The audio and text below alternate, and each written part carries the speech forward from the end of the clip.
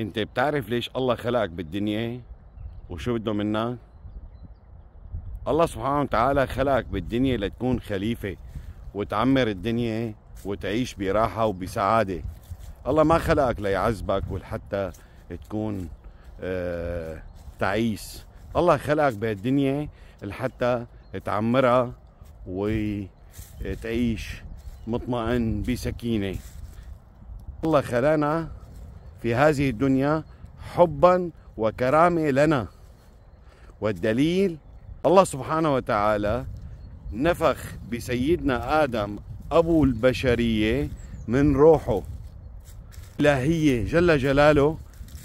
فهذا هون هو التكريم والحب العظيم والكبير من الله سبحانه وتعالى. فمعناتها خلقك من روحه، مو خلقك حتى يعذبك.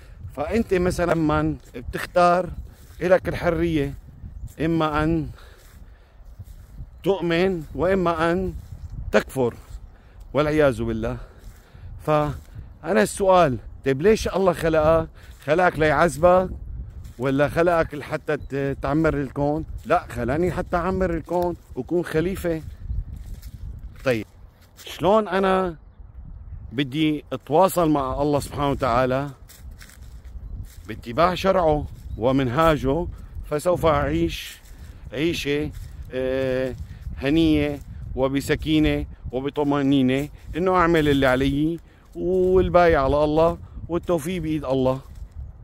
طيب هضرب مثال بسيط. إذا أنت عندك صديق وهذا الصديق أنت ببلد وهو ببلد، والوسيلة الاتصال الوحيدة هي الموبايل، فأنت إذا قطعت وعملت حظر إله فانقطع التواصل بينك وبينه، كيف بده يتواصل معك؟ لا يمكن أن يقدر أنه يتواصل معك، لأنك أنت قطعت الاتصال بينك وبينه بالحظر أو عملت له بلوك.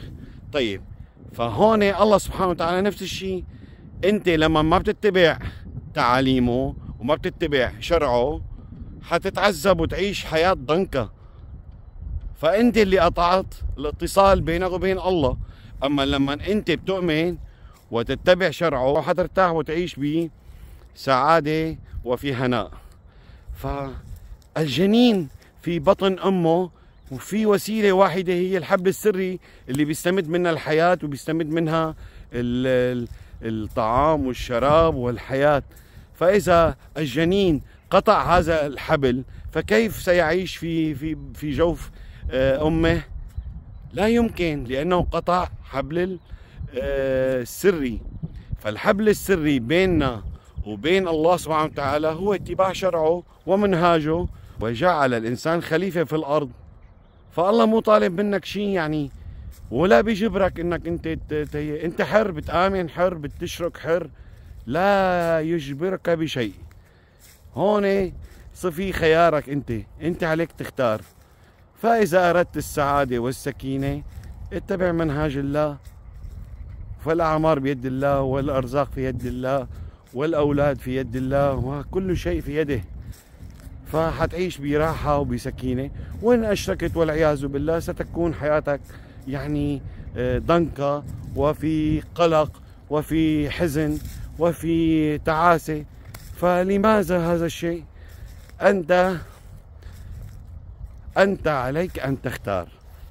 فالإنسان له حرية الاختيار فليختار ما يشاء.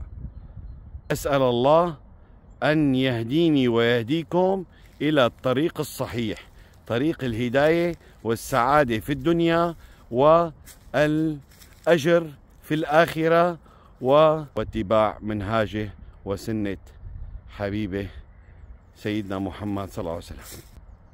ودمتم جميعا بألف خير.